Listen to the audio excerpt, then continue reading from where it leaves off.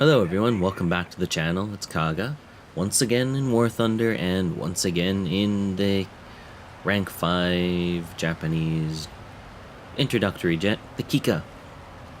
And once again, we're here to discuss something related to the Kikka. Well, I guess in this case, I'm going to be talking a little bit about one of the things that at least I find particularly useful when using jets. Now, take that with a grain of salt. The jets I currently have access to are the Kikka, the R2Y2 V1, and that's it. I'm very much a jet noob. I love jet combat, or at least that which I've seen of it, but by no means am I an expert. So please do take what I say with a grain of salt. One of the things I really do love doing in the Kikka, and probably more so in the R2Y2, is I love head-on passes. And there's a pretty good reason for that in both of these jets, both the Kikka and the Keon Kai V1, is that these two aircraft carrying 30mm cannons are some of the most heavily armed that you will come to meet, short of, MiG-15s, which I believe have a single 37mm cannon mounted in addition to their 23mm cannons. But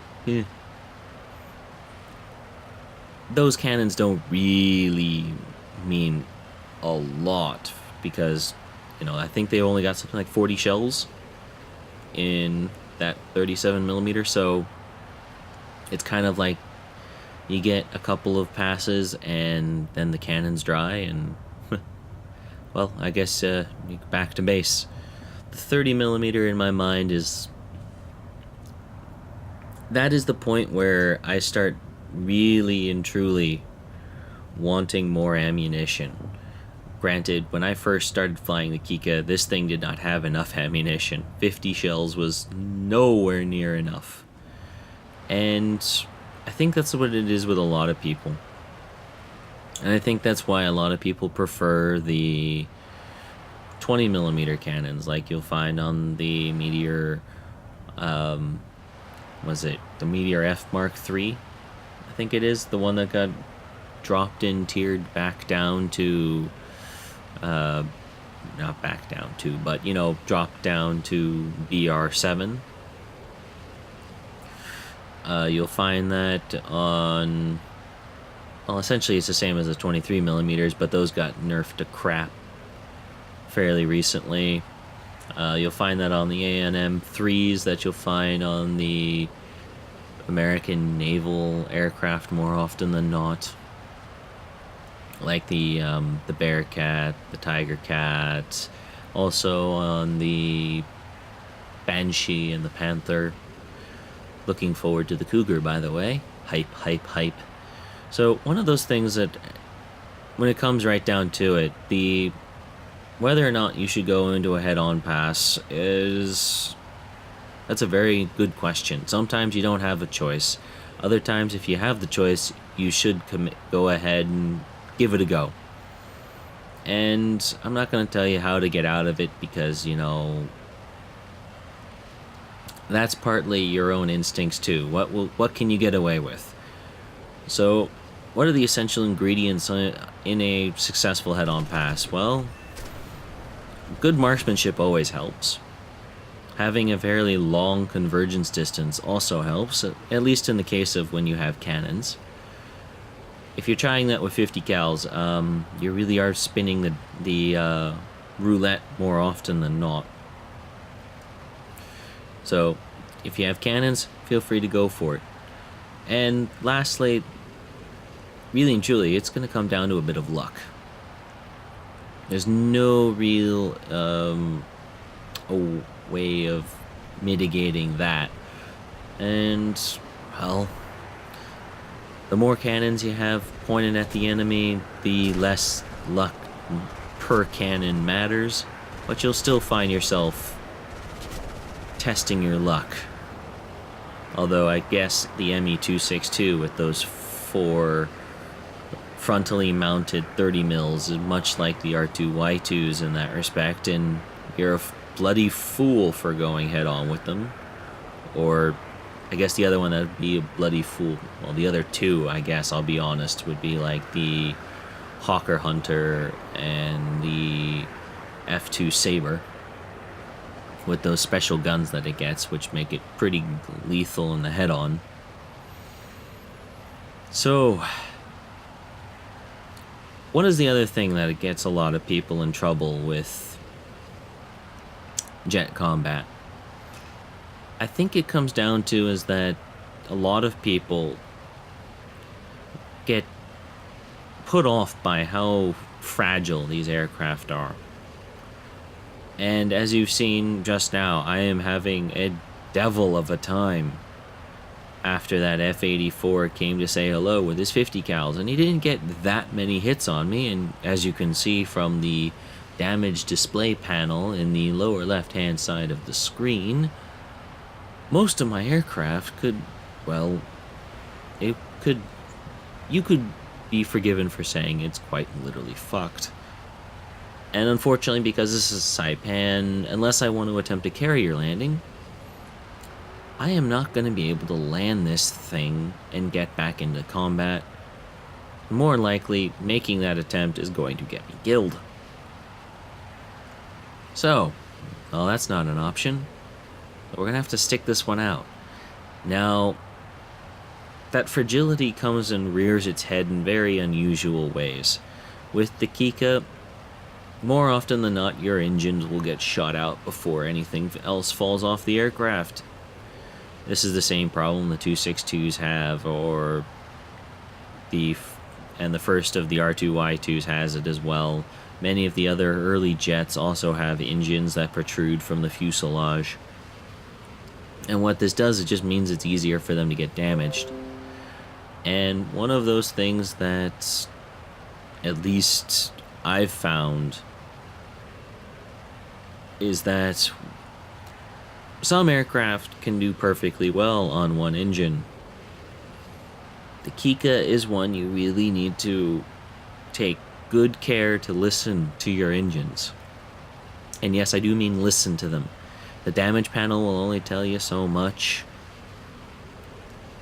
The temperature gauge will tell you a certain amount. But if you listen to the sounds, you'll get an idea how far you can push it.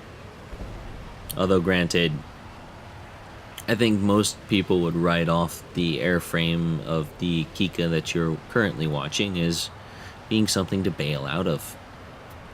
However, I'm not really the kind of person to do that. And that's just how I like to play the game.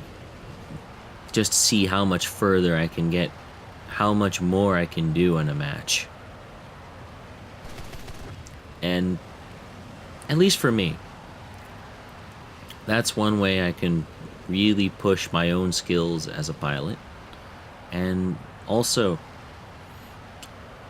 I think that's part of, at least for me, it's become one of those extra joys of flying the jets, is that, well, can I make it last that much longer? Can I get that extra battle action which is going to make it so I'm not net in the red in terms of credits? Because, you know, I really do want that F-30 Saber. And that thing's expensive. So whenever possible, I don't want to run a net loss on my Kikka. You know, as strange as that might sound. Yeah, it works, trust me, it works. And now, with that in mind, and the fact that the airfields I can reach with my engine are completely red, I went off and decided to hunt that meteor, and we got a nice pilot snipe out of it. Again, head-ons are quite efficient. However, in doing all these fancy defensive flying maneuvers, trying to get back to a place where I can crash land this and hopefully repair, I am in no position able to really counter P-80s diving from the sky, F-80s in the same manner, the F-84s, even a propeller-driven aircraft could easily whack me right now, and there'd be nothing I could do about it. My number one engine is about to die. I am consistently having to bleed energy to stay alive because of the way in which these opposing players are skillfully working together, as overpowered as that can be sometimes. And I'm contemplating coming in here, landing on the dirt, when I see that an ally, R2Y2, just got nuked, and I want no part of that. However, yeah, that fragility rearing its head again. I am pretty much resigned to dying right now. Oh, hey, right on cue, loss of tail control. Well, thank you for ending my suffering, enemy team. Well, we did what we could. We came out pretty well out of this. Not a big loss for us, right? After all, we're in it for the long haul, trying to get to the F-30 Sabre, and just trying to maximize the most personal gains that we can out of a given match.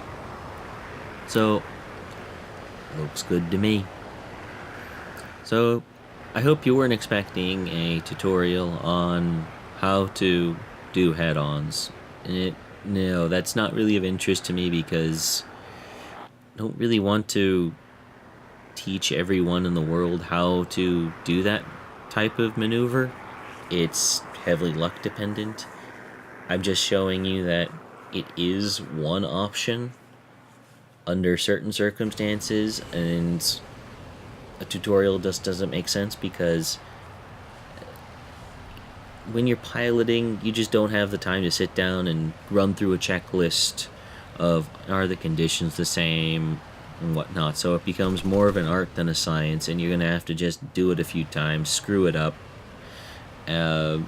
Hopefully you'll fly away from those and be able to continue going on in that match.